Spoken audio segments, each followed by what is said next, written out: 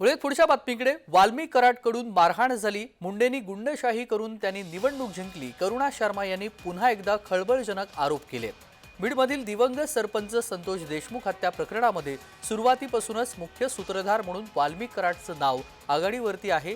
2 कोटींची खंडणी मागितल्या प्रकरणामध्ये सध्या वाल्मिक मकोका अंतर्गत कोठडीमध्ये आहे आणि त्याच्यावर खंडणी आणि कृषी विभागामध्ये घोटाळे केल्याचाही आरोप आहे।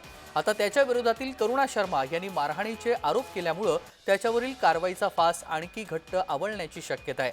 करुणा शर्मा यांनी वाल्मिक कराडनं त्यांना चुकीचा स्पर्श करत केल्याचा खळबळजनक दावाही करुणा मुंडे यांनी केलाय।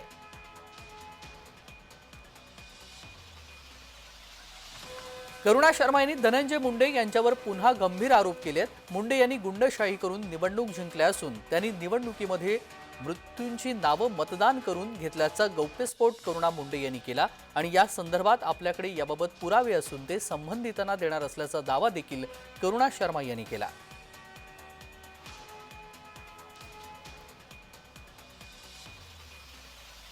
वाल्मिक कराड हे त्यांचे खूप जवळचे होते असं जे सातत्याने तुम्ही पण ते अनुभवले का? आपने ये अनुभव किया कि वाल्मिक कराड उनके काफी करीबी थे? परछाई है वो, परछाई जबड़ के नहीं, परछाई। और भी बहुत लोग हैं पर मैं अभी नाम नहीं लूंगी उनका। बीडमधील हत्या प्रकरण, ऊर्जा कंपनीतील खंडणी प्रकरण, पीक विम्यातील घोटाळा आणि कृषी विभागातील साहित्य खरेदी प्रकरण अशा विविध आरोपांमध्ये धनंजय मुंडे अडकलेले आहेत।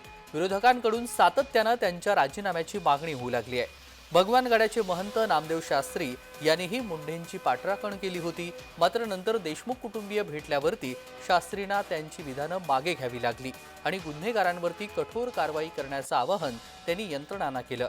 आता करुणा मुंडे यांनी धनंजय मुंडे आणि वाल्मिक कराडवरती केलेल्या आरोपांनंतर या संपूर्ण प्रकरणामध्ये नवा ट्विस्ट आलाय। करुणा यांच्या आरोपानंतर मुंडे आणि कराड यांच्या अडचणीमध्ये आणखी वाढ झाली आहे। ब्युरो रिपोर्ट, जय महाराष्ट्र।